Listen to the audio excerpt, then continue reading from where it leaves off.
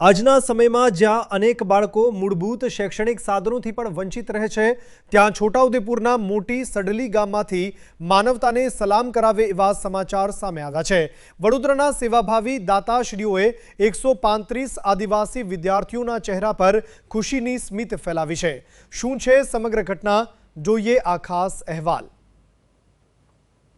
છોટાઉદેપુર તાલુકાના મોટી સડલી ગામમાં આવેલી શ્રી જવાહર આશ્રમ શાળા આજે આનંદ અને ઉત્સાહથી ઝૂમી ઉઠી, કારણ કે વડોદરાના સેવાભાવી દાતાશ્રીઓ શ્રી આશીષભાઈ અને તેમની ટીમે આશ્રમ શાળાના 135 જેટલા વિદ્યાર્થીઓને શૈક્ષણિક કીટ ભેટ આપી।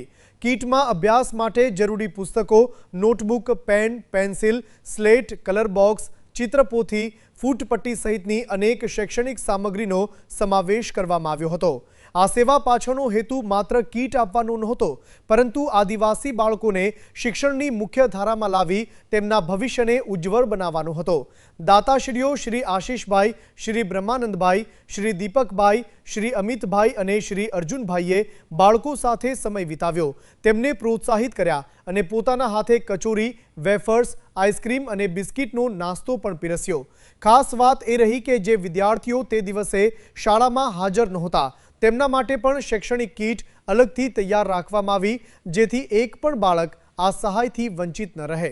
આ પ્રસંગે શાળાના આચાર્ય શ્રી પ્રવીણભાઈ માળીએ દાતાશ્રીઓનું હાર્દિક સ્વાગત કરી જણાવ્યું કે સમાજના આવા સહયોગથી બાળકોમાં અભ્યાસ પ્રત્યે નવી પ્રેરણા અને આત્મવિશ્વાસ જન્મે છે। વિદ્યાર્થીઓના ચહેરા પરની ખુશી અને આંખોમાં ચમક એ સાબિત કરી રહી હતી કે સાચું દાન એ જ છે જે કોઈના ભવિષ્યને ઉજ્જવળ બનાવે। દાતાશ્રીઓએ ભવિષ્યમાં પણ અન્ય આશ્રમ શાળાઓમાં આવા સેવા કાર્યો ચાલુ રાખવાની લાગણી વ્યક્ત કરી। સમાજમાં હજુ પણ એવા લોકો છે જે માત્ર વાતો નથી કરતા, પરંતુ પોતાના કર્મોથી બાળકોના ભવિષ્યને ઉજ્જવળ બનાવવાનું કાર્ય કરે છે।